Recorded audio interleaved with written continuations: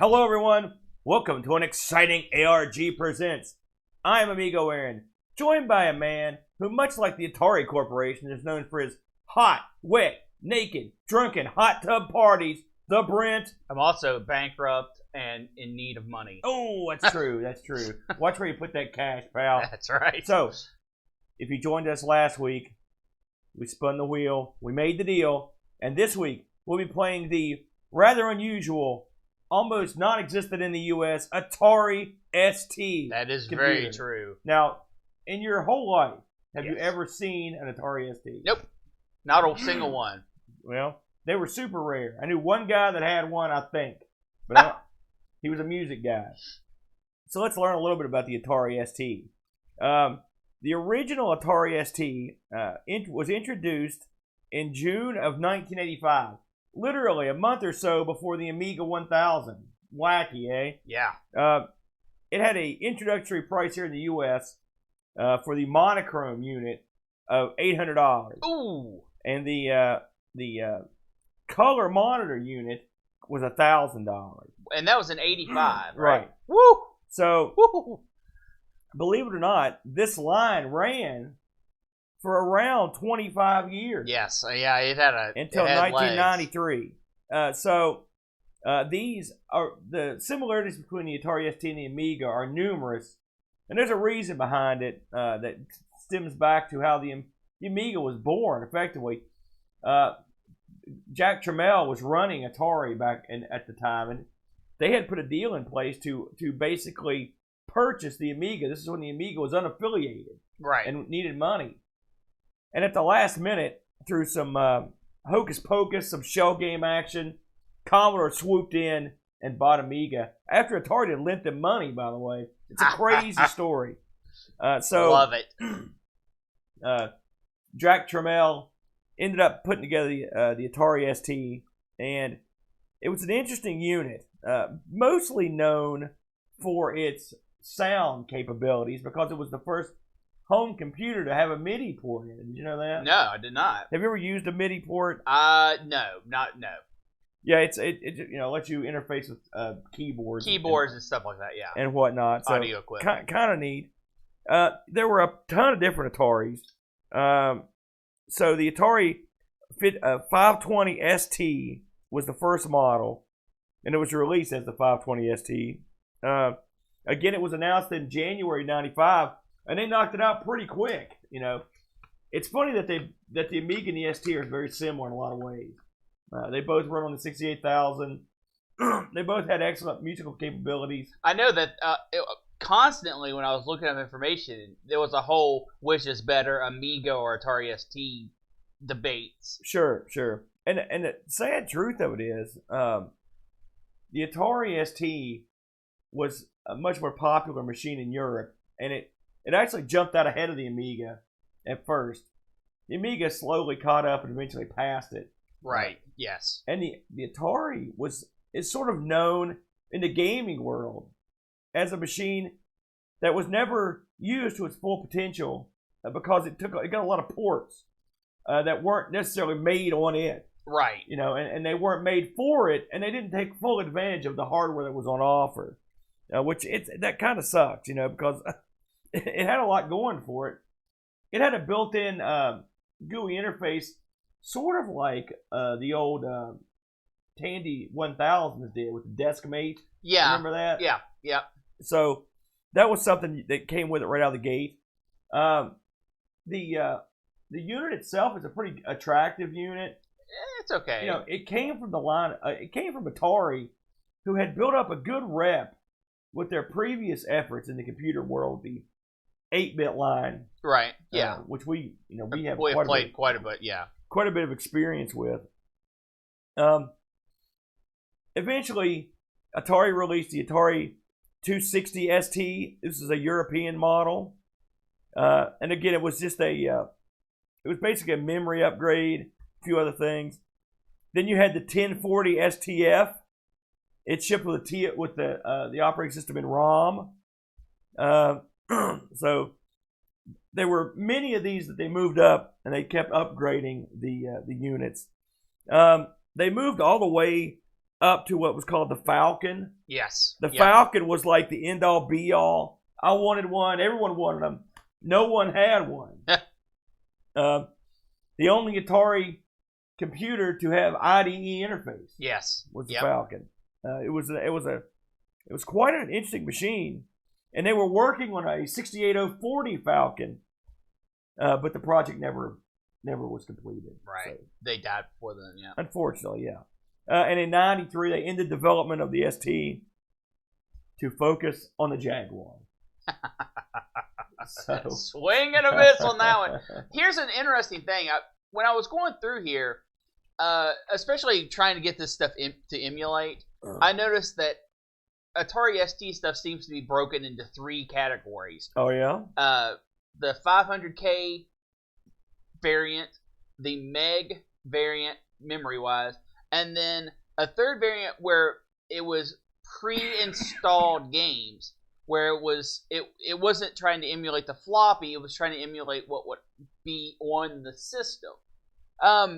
It made it very difficult to get some of this stuff up and running that I wanted to play. That scene is just so splintered, because I guess it has to be if that's the way that the things came out. I know my game in particular came in a 501 meg variant. Right. Oh, really? Yes. Because I had to play your game with the 2 megs of memory. Oh, really? Yeah. Yeah, it has well, we'll go into it when I get into my segment, but yeah, it had a 501 meg variant. So I will. I've played very little ST. Yeah. Well, and it's tough. And most of what I've played has been with the Xbox, which it's pre-rolled. It's all that's. So this done. is my first experience using Hattori, which I'm guessing is what you use, a Hattori, the emulator. No. What did you use? I eventually got everything working on the Java emulator. Really? Yep. I did not even go that route. And when you look at the list of Atari STs, you've got the TT030, you've got the Mega STE, and I can look up a blurb on this stuff. I don't know exactly what the differences are. Right. I didn't know if it was like the Amiga where you just boot off a disc, which it is to a certain degree. Sorta, yeah. Your game, for example, I had to go find a disc image. Yes. Because I didn't know what to do with the files. Yep. So it made it difficult. But once I got everything in line, it seemed to work okay. Fine. Yeah, I was trying to flip the different games, kind of get a feel for the system. Boy, this thing was pirated left and right, wasn't it? Every image I pulled up had crackware and different trainer screens, that sort of stuff. Right. Which I know was really prevalent at the time of the system's life. But everything I pulled up had some form of crack or trainer on it. It reminded me a lot of the Amiga. It did. And again, this is a system that was widely used for audio. And so I would wager. Right. I don't know what the installed usage of this was for gamers. I know there's a scene out there for the ST, right? Because there's a scene for any Atari product. Yeah. But I guess I just haven't crossed paths with a lot of people that were real heavy duty ST users. Well, and I think a lot of that is where we're in the U.S. Yeah, if you're a heavy duty ST user and you want to comment on the system, drop us a note or comment below, and I'd be happy to hear from you. Yeah, I would like. What did you do with your system on a day-to-day basis? Yeah, and if you used it for non-music or music, specify that. I'd like to hear. Yeah, because I can't. It's odd, Yeah. And it's the interface for it. Like I said, it reminds me of Deskmate, not just because it's in there. It's because it's that little dot that the operating system. It's because it's not super elaborate. No, it's a low res. It's all again similar sort of to the Amiga, but it reminded me more of the Tandy TL's Deskmate. It was actually probably not as it may be close to the attractiveness of the Deskmate that we used to have. It was simply a way for you to boot up your computer and then get your software ready to run, as opposed to. Well, I mean, it was just like it had icons for your drives. Yeah, well, that's what I'm saying. But you weren't gonna. It didn't have any built-in software like calculators or dictionaries or anything like that. It was just a launching platform, at least what I saw. Now you might be able to expand it I don't know. But I thought it was a pretty good system. You go in there, you load up your disk, you just tell it to reboot, it boots off the floppy, you're good to go. Or you can just run it straight from it. Yeah, my first experience was pleasant. I liked the interface. It was easy to use. Yeah. So, once I got my feet in the water. Yeah, oh yeah. So we were tasked with choosing a couple games from the library of the ST, and it's got a big library. There's no doubt about it. It's about 600 plus games. Yeah. And I, as you know, we usually try to pick something for some reason. And right. So the game I picked this week, and I'll lead the charge if I may. Sure. I picked a game that goes by two names. Over in the States, this game was known as ALCON. ALCON. In Europe and some parts of the world, it was known by the stupider name Slap Fight. Wah, wah. That name sucks. Horrible. Why would you ALCON? Slap Fight? Yeah. Where did you get that? Horrible. Just a horrible idea. It's not a fight. There's no slapping. And also, slap fights suck. Slap fight, you envision some kind of slapstick comedy routine going on, which this was not. Even the Three Stooges did more than slap. So we're going to call this ALCON, although, and like I said, in a lot of areas it was known by Slap Fight. Well, those areas were wrong. So why did I pick this out of the sea of Atari ST games? Well, I was asking myself that question later on, but the original reason was I own an ALCON. We actually have an ALCON board, the marquee, the bezel, the control panel. Yep. We've had it hooked up. I think right now my collection of that is in Lexington at a friend's house. In fact, a supporter of Amigos. Yes. Hello, Matt. Evil Matt, how's it going? So, ALCON was kind of a neat game that was released in the arcades back in Japan. It came out in '86. And it came out here in America in '86 too. '86, man. Good year. And it was put out developed by an outfit called Toaplan, which I've never heard of these guys. Have you? Toaplan? No. Published by Taito. We know of course, them. Yep. Cool music. Oh, yeah. The game is a vertical scrolling shooter. Yes. Not normally my bag. Now, credit where credit's due. My buddy, Chad, used to play the crap out of this game. Yes. In fact, the first time I ever saw ALCON was in a movie theater at the local mall, and my buddy's like, watch this. He rolls in. There's ALCON. He puts in a quarter. And he crushes the high score. Obliterates. And when you crush it, you get a movie ticket. Free movie tickets. And that was the rub. My buddy used to get us movie tickets all the time. And every week, they would up the score. But they didn't know the trick. In fact, a lot of people don't know the trick to ALCON, do they? No. The trick to ALCON in the arcade is this. When you start playing the game, you don't fire. Don't shoot at all. You don't shoot for as long as you possibly can. Okay? Take the death. So, if you go far enough into the first level and die, you will come back with every upgrade. Yes. Your ship is massive. Huge. It's a death machine. If you get far enough on one man, you will come back, advance several levels with a big score and a huge ship full of upgrades there. Yes. So the key was just the first man not to shoot. Yep. You never shoot. Yep.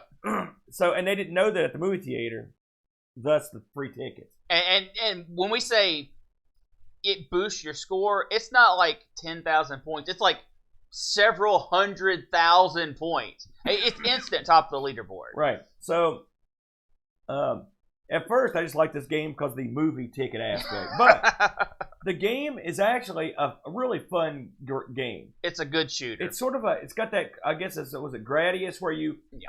In this game, you collect stars from destroyed opponents and use them. There's a grid down at the bottom of the screen that has different things in it. It starts off with speed, and then you've got a side shot. Then you've got a wing, which expands the size of your ship. And so forth, down to at the end you've got heat-seeking missiles, you've got lasers, and you've got bomb. And when I say bomb, and you shoot and it blows up a part of the screen. Right. Okay?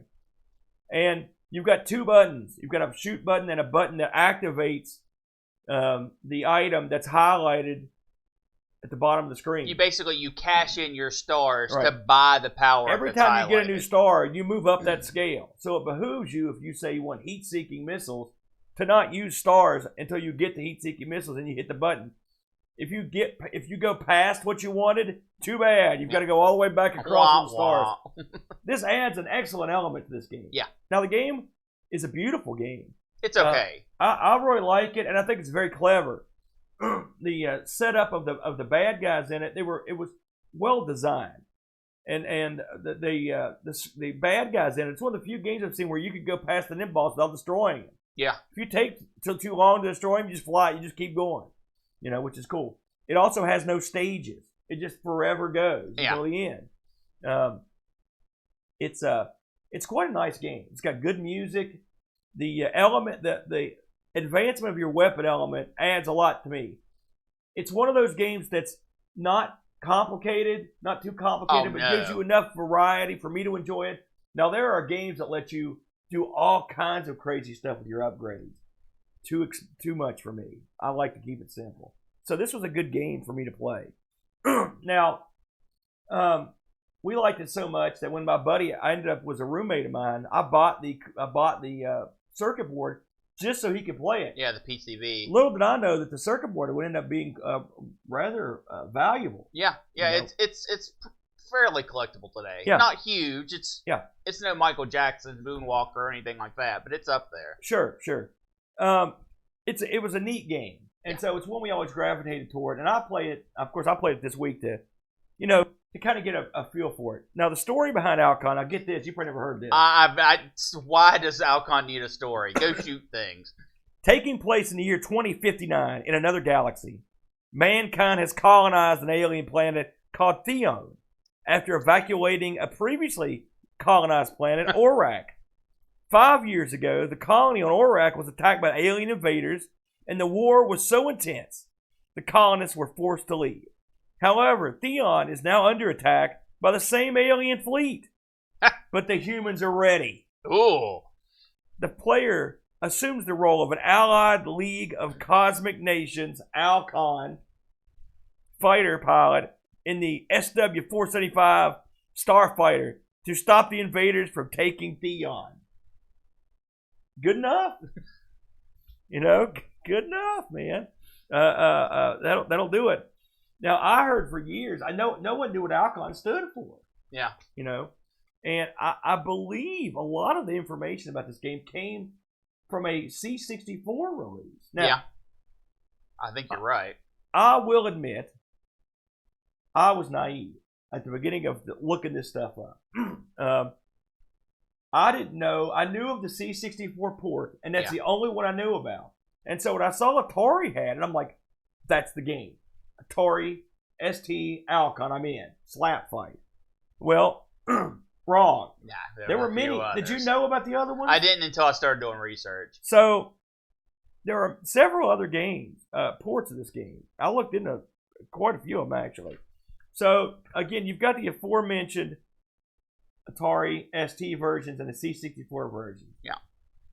It was also ported to ZX Spectrum. I think the Amstrad got a port. It's a real bizarre machine called the Thompson. Got a port. It's one you've never heard of. Yes. And the one that got me in Europe, the Mega Drive, got a super port of this. Yeah, it was a really that had good like one. A sequel built in. Oh, I didn't know about the sequel. Oh, yes. I'm dying to play this thing. I've not gotten to play it. So you got a lot of ports of this thing. I actually looked at all the ports.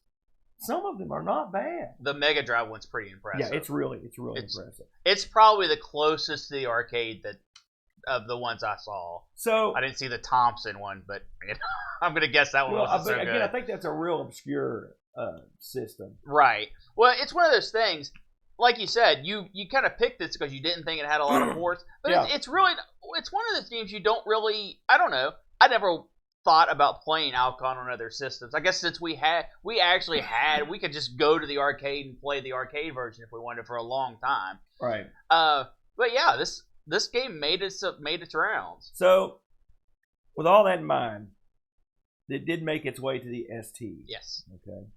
In '87, by the way. Yeah, pretty good turnaround. So, This was developed by, and again, my ST knowledge is low, but it was developed by an outfit called Abersoft.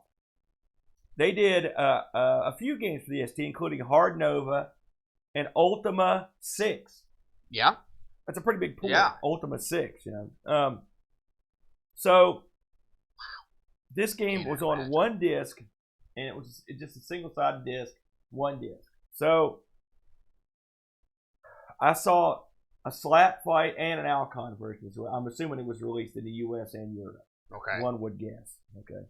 So I hated the name Slap Fight so much I didn't even look for it. well, in the interest of thoroughness, I did. Yeah, there you go. So I stuck this in the ST and booted it up.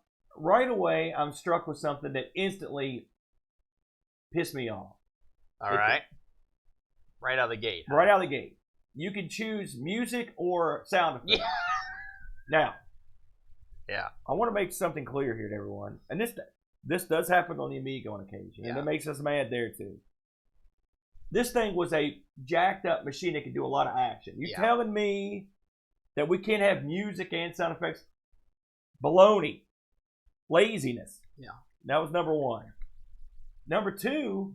That didn't even know what I thought you were going to say, but go ahead. Number two, they have taken this vertical scroller and they have blown it out to be a full size, take up the whole screen. Now, I can get past this, but it was like it may be the only home port that did that. Yeah.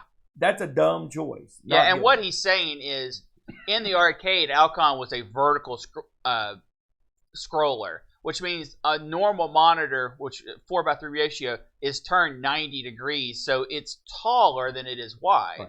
Well, the port for this said, no, we don't want to put black bars or anything like that. We're just going to stretch the game to fit so you can't see as much ahead of you, and you get more to the side than was ever intended. Right. And it looks ugly because of it. No, I can get past that too. Yeah, I can too. The music was okay. It was a decent rendition of the arcade. Yeah. It was okay. It wasn't great. On a system renowned for sound, this was not great music. It was early. 87's early. It is. So I'm even gonna get past that. Okay. Okay. You start off in ALCON with your little ship, like I said. Now, one of the key elements of this game is adding those extra elements to your ship. The power-ups, yeah. To do that in the arcade, you have a button.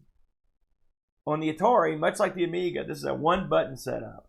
So you use the space bar as your activation button. Yes. Tough. It's real tough, isn't it? You have to take your hand. Now, I played with a pad. Right. You have to take your hand off the stick, and I couldn't figure out how to do it for a while because it didn't. I played this first. It didn't sink in that this was a one-button system. So you have to take your hand off the pad, hit the keyboard, and sometimes the decisions on what you're going to use to power up is based on what's on the screen at the time. It was awkward. That's not even the biggest problem because that happens on the Amiga all the time and other systems. I didn't like it. I don't like it either. No one likes it, but I mean, it is what it is. And I'm sure that on an emulator, I could have set up the space bar. Sure, but you don't. I mean, that's cheating. I'm just saying. But as it shipped, was, and it's a necessary evil. It happens all the time when we do Amigos. The most unforgivable sin, though, it was none of those things. The people that made ALCON were very clever. These were people that probably did a lot of these shoot 'em ups. Mm-hmm. ALCON has a lot of stuff on the screen at once. But one of the key elements to ALCON, if you don't play it a lot, you wouldn't get this, is that when you take your ship and you fly over an enemy, yes, it's a top down, they don't shoot. Yes. You can literally hover over them as they go off the screen. They will not shoot. Okay. I mean, that's a key element to the game. It's key because it's a way to not get peppered with shots. It's a key strategy in playing the game. Yeah. In this game, two things happen that are wrong. One, hovering over an enemy does nothing. He will shoot you instantly. Yes, and you just die. Okay. Two, the enemy shots occasionally will come out so fast that you can't do anything. Yeah. What does this mean? Well, it means you have more shots from more enemies that you can't stop, and they're shooting fast. And they're faster. The end result of this is I couldn't get very far. This was an ALCON.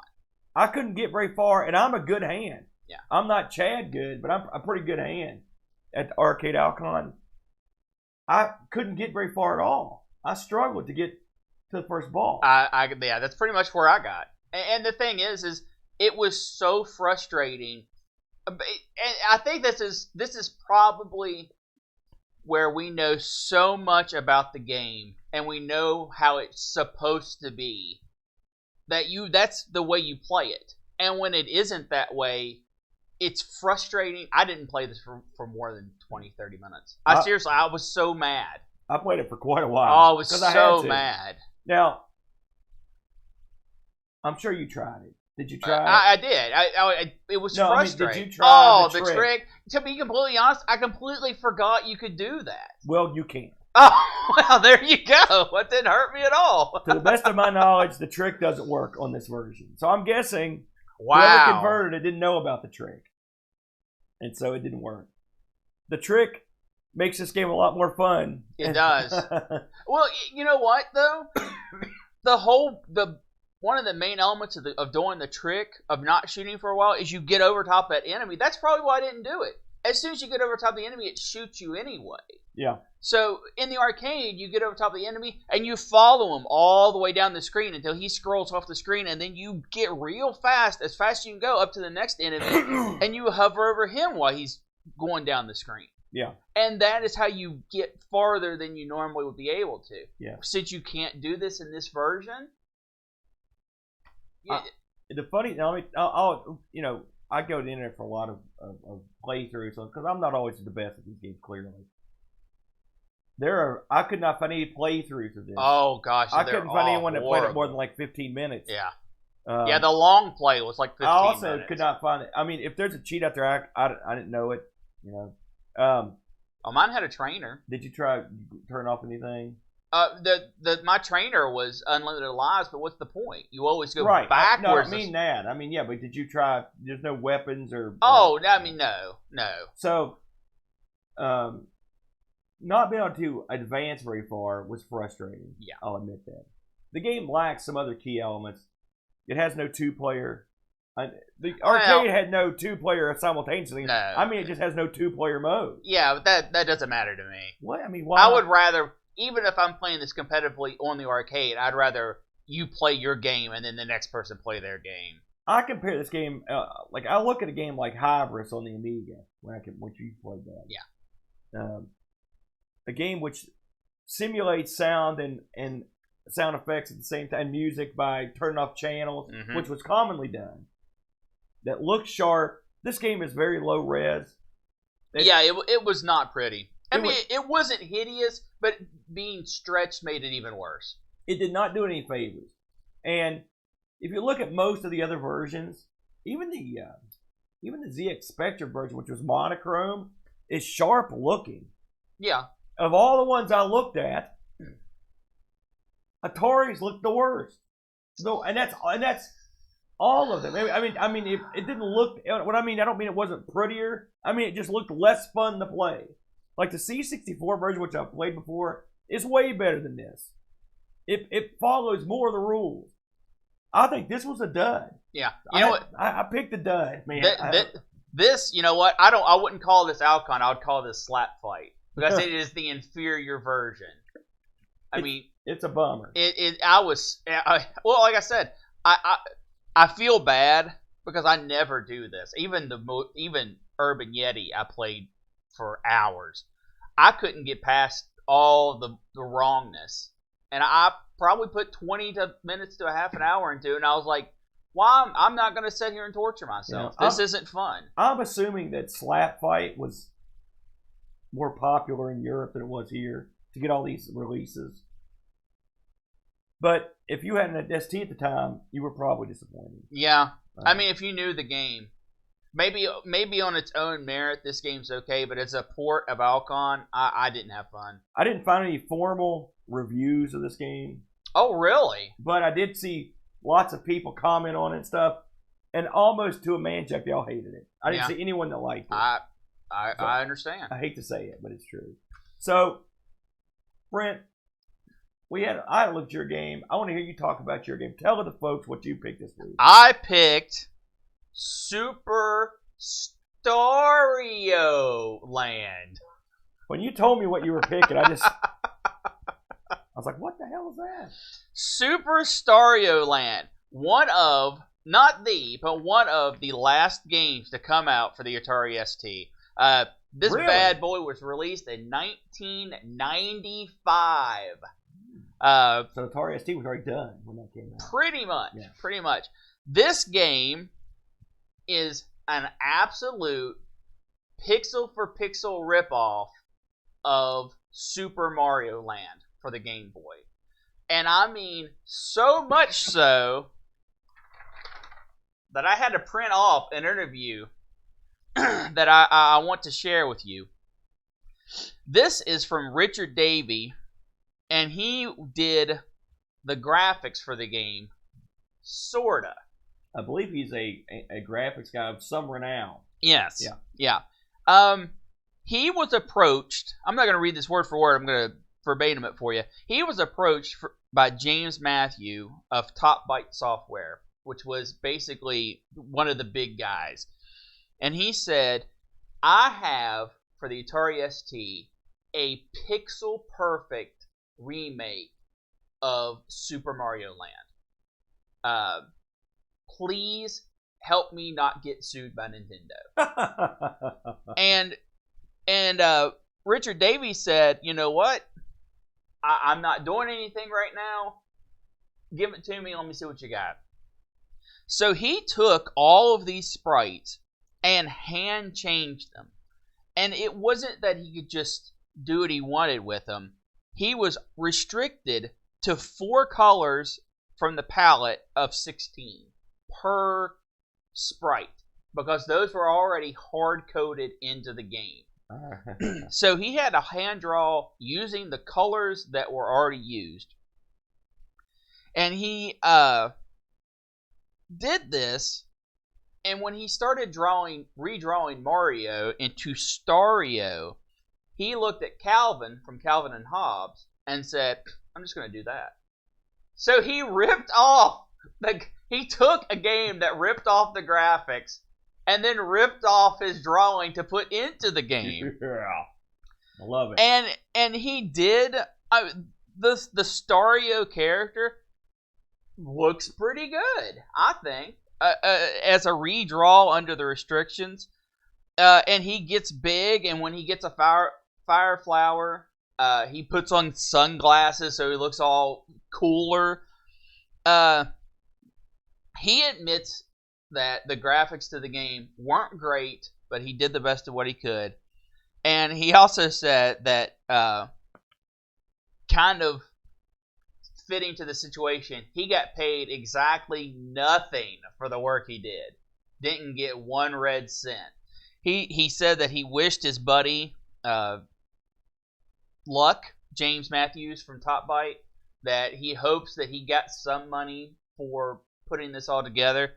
But when you read this interview and other interviews like it, it sounds like someone sent this pixel-for-pixel remake of Super Mario Land to Top Byte and said, hey, look what I've done. And Top Byte was like, yoink, and just took it from whoever sent it in. Wow. I don't know that officially.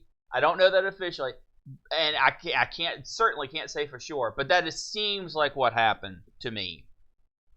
But the rip-offs didn't stop there. I mean, when you're going to rip off, let's just keep on ripping. He said, also worth mentioning, the title page image was actually stolen from the game Pac-Land. Why not? I ripped it from the ST version of the game, took a while removing the logo and other Pac-Man related items, slapped the credits down on it, and called it a day. Shocking, I know. Is this the same fellow? Yeah, this is Richard Davey. Davey. You're working for free. That's what you do. So he hopes that the developer Adrian, who did the game, got some money from it. But like I said before, the way that Top Byte worked, it seemed like he probably didn't. So let's talk about the game a little bit. Super STario World, like I said, is a remake of Super Mario World. Or Super Mario Land. On the Game Boy? On the Game Boy. People were saying it came up for the NES, but I don't remember this game for the NES. I just remember it for the Game Boy. And I couldn't find any other mention of it. I think people were just mistaken. Something the ST did, I guess, to try to be original, was there are obvious tile sets to the game. 6 or 7 scrolling screens that go together to fit up to make a puzzle piece. The ST version of this game will just look at the puzzle pieces it has available for, say, 1-1, pick up those puzzle pieces and just throw them out. So you might do the same puzzle piece 4 or 5 times in a level, when that's not how it was for the Game Boy. But the tile pieces are unmistakable. I mean, the blocks are in the same place. Whole 9 yards. There's a name for that. What's it called? It's the same thing that space game did. Not procedural. You know what I'm talking about. But there's a name for doing it that way. I understand. Yeah. But it was. Yeah. But So these aren't level for level duplicates. But the level pieces are the same. They are not level for level duplicates, but the pieces of the levels are exact same as the other thing. That's quite clever. You could actually take the puzzle pieces, put them in the correct order, and it would be the exact same game. That's crazy. Okay. So much so that the preview copy that Top Byte sent out for review to a magazine still had the Mario characters in it. Yeah. And the magazine was like, It was like, and of course, this is 1995. These magazines know the end is nigh. The end's probably already passed. They're just hanging on. Sure. So, of course, they praise it. And I'm sure that a few bucks was slipped under the table. And the magazine says, the graphics are going to change on this, but, we got a preview copy that just had the Mario placeholders, blah, blah, blah. This game got 75s and 85s across the board for the magazine's reviews. Really? Yeah, but if you read the articles, they're bought and paid for. There's no question about it, because it's funny. They talk about, it's a platformer where you get to freely run, and it's just so much fun. And then they go on to describe the problems, like the controls, the sound, not being enough power-ups, segments of the stage repeating over and over and over, and then they give it an 85. So you know that there has to be they have to be on the take, or they were just so desperate for new software. Yeah, we saw that on the Amigo too. That would happen towards the end. People would be more fired up with stuff. And now, when you rip off something so completely, and it's sequel time, because this had a sequel. Oh, okay. The sequel was STario Christmas. And what did they do? Well, they looked at STario Land's shortcomings, like no bosses, incomplete levels where you couldn't go down the pipes because they were all sealed off, no bonus stages because they didn't program those in. And then they finished the game, took all the green and turned it white, so now it's winter themed. Yeah. Shoved it out the door and sell it again. Not bad. Well, they did fix the problem. Well, they did, but they should have never. Well, none of this should have been sold. Stario Christmas was really one of the last games ever to come out for the ST, as it was released in the fall of '96. Wow. 96. Now, it did do. I looked at it as well. It did play the exact same, but looked a little bit better. Just the graphics were a little more defined. But it was still basically the exact same game. So how does this play? It plays floaty. The controls are not precise, and the reviewers try to say, "Oh, you just want to run and jump and have fun and just try to get through the levels as quickly as possible." And it does have 2 levels of jump. If you tap up, which this is an up to jump game, horrible idea for platformers. Well, they had to do it that way, didn't they? Well, no, they didn't. I don't feel they could have just not had the firepower up. And what about speed up there? Man, I don't know. I hate up to jump. Listen, you're just like boat. You get used to it. But the jumps are controllable in air, just like a Mario game, where you don't have complete freedom, but it's not just jump and you're stuck in your arc. But it plays okay. I have and played all the way through Super Mario World on the Game Boy, or Super Mario Land. I keep saying World. And I had great fun with it. This is actually a pretty good version for the ST. The scrolling is decent. It's fast. The jumping, like I said, is a little loose. Your momentum carries you a little bit too far when you land on a platform that's small and you're trying to make another precise jump. You tend to take more steps forward than you think you would before you can jump again. But I actually kind of dug it. I played this for several hours, seeing how far I could get, and I really enjoyed it. Really enjoyed my time with it. What did you think about it? You don't seem to have the same appreciation for it as I did. Well, actually, coming from an Amiga background, you know this to a certain degree. We had a game released on Amiga called The Great Guyana Sisters, which was a. So did the Atari. Yeah, but that when I think about it, I think of the Amiga, and that was supposed to be the, and of course this was released far earlier than the game you're covering. And it was supposed to be sort of our Mario or whatever. Sure. And so. The PC answers to Mario. When I booted this up, and I had a pretty good idea what it was just from the name, I was damn impressed. I mean, just right out of the gate, I was like, wow. Because the Atari ST, from my knowledge, my limited knowledge, it's never known as a great scrolling screen. Exactly. Game. So yes, the fact that it was that it scrolled smoothly was a stunner. Yes. The graphics look darn fine to me, and when you play the game, it plays like a Mario game. Yep. I mean, it's very similar. Clearly, but I mean, it plays well. I didn't think it was that floaty. I mean, would I have preferred a button for jump? Yes. Yeah. But again, we're working on the limitations inherent in the system here. Yeah. And you've got a button, and you have to have a button to shoot and to speed up, which they have. I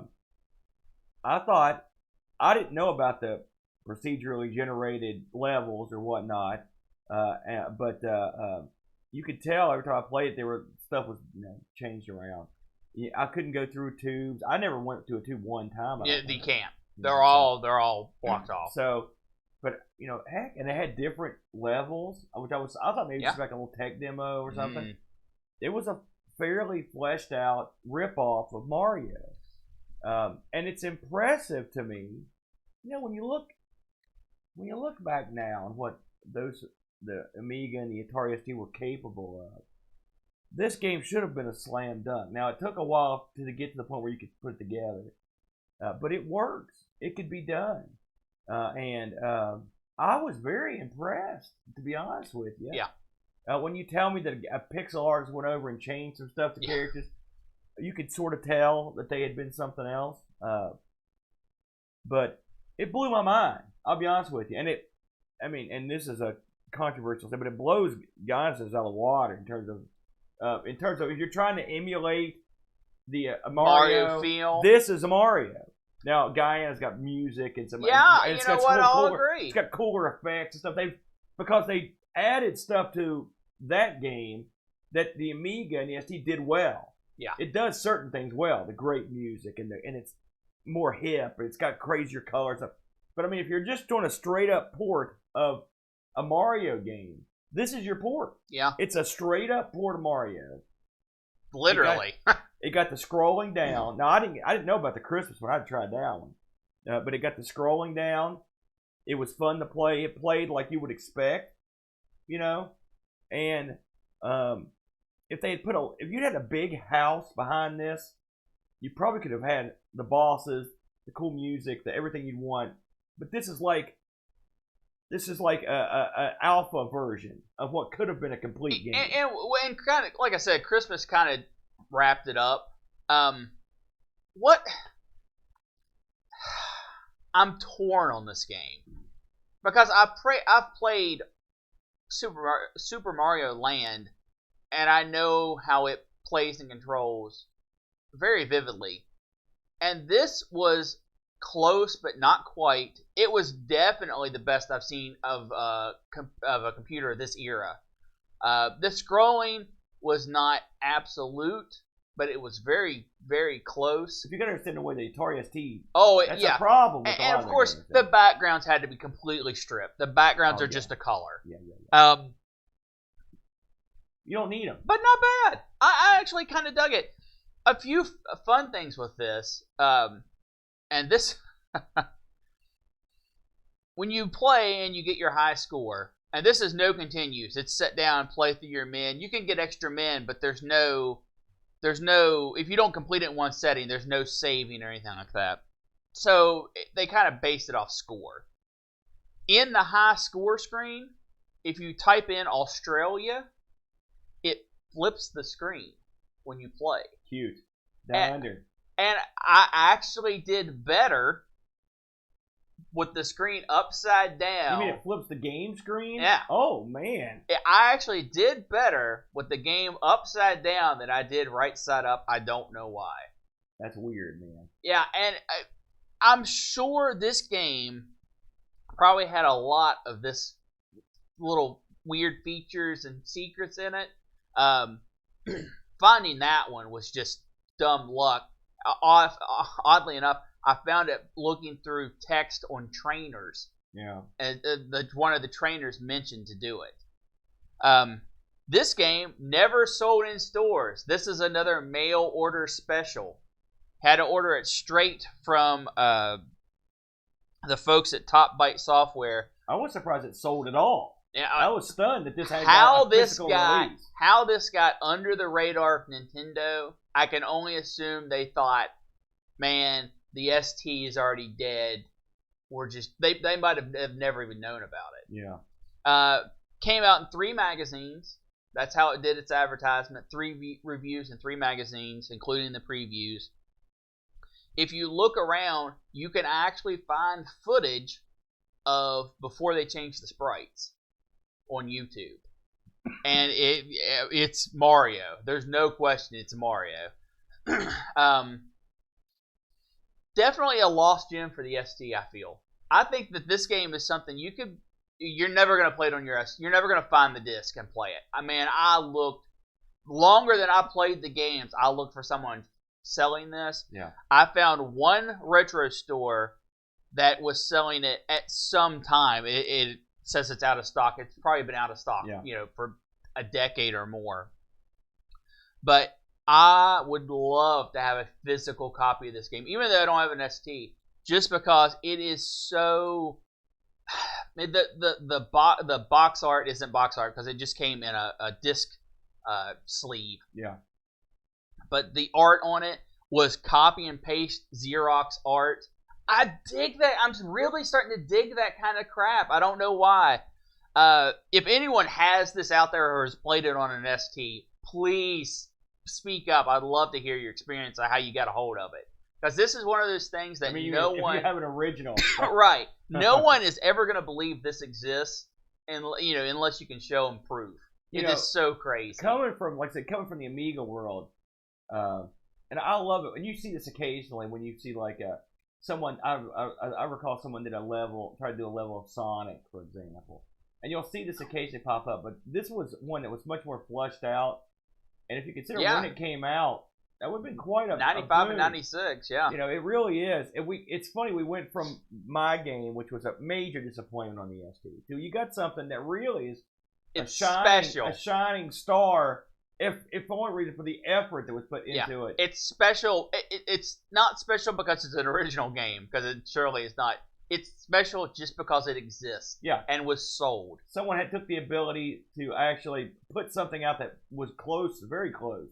You know, I give them all the props in the world on that one. Top Byte Software wasn't around long. They did about 6 games towards the end of the ST era, the 94, 95, 96 range, and now they're nowhere to be seen. Really, completely gone. You know, I can't help but feel empty because of ALCON on this. So somewhere down the line, we may have to reinsert the Atari ST on the wheel and give it another spin, because I know there's going to be better stuff out there than what I ended up picking. And I just happened to pick a dud. You did happen. Yeah, it happens. It does. Hopefully it won't happen next week, because you know what it's time for. Oh, it's time. To hit the music and spin that wheel. All right. Get the wheel up here. Brent, I am ready. Brent, tell them what we added this week. We added the PCFX. I told Brent I'm not even sure what that is. I think it's a computer. All right. Are Brent, you ready? I'm ready. Go ahead and spin this. Do you have any wants? Well, we've got some real oddballs out there. I mean, we've got. If you look at this wheel for a minute. You've got the FM Towns Marty. You've got the PCFX. You've got the CDI. You've got some real goofy stuff out there. So I'll tell you, DOS and Saturn have been on this wheel for a long time. Yep. So I wouldn't mind moving one of those off the line. But hey, sometimes the oddball stuff's fun. So I want Midway. I really want Midway. You just oh my gosh. Okay, go ahead, go for it. All right, here we go, and whoa!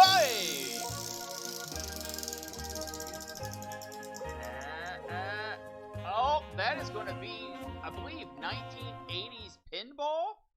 Can you verify? Selected 1980s pinball. Wow.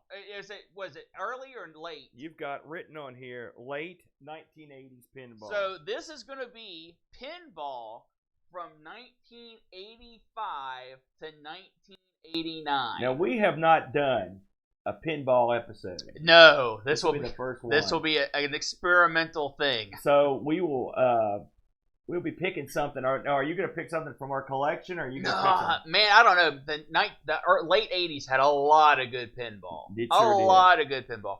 And I'll tell you, folks, I mean, we've played a lot of pinball, Aaron and I, in our days. Pinball has gotten to the point where it emulates pretty darn well. Now, is it as fun as the tactile feel of actual pinball? No. But if you're someone who hasn't played pinball or haven't played pinball for a long time, check out some of the emulations. It does better than you think. It really does. Yeah, and we'll try to, I guess whatever we pick, we'll end up trying to at least show you how you could play it. Sure, sure. Also, 1980s. Oh. Late 80s. You know, really, pinball was not quite coming back in the late 80s. No. You were in this weird area where it was dying. It was the pit, yeah. And so... But it got a lot of crazy stuff because of it, too. It did. So, next week, please join us. And even if you're not into pinball, I think it'll be fun. We'll make it fun. To take a look at. Woo! Pinball is back in a big way. It is. Holy cow. There are more people making pinball now than a decade ago. Yeah. Way more. And like more than one. Yeah. The prices are up. The interest is high. Of course, we've just had... Pinburg, the sale of the major emulation, all the Williams tables. Well, we'll talk about that next week, man. So don't ruin it all. Woo. So tune in next week. Thanks for joining us for Atari ST. And until then, bye for now.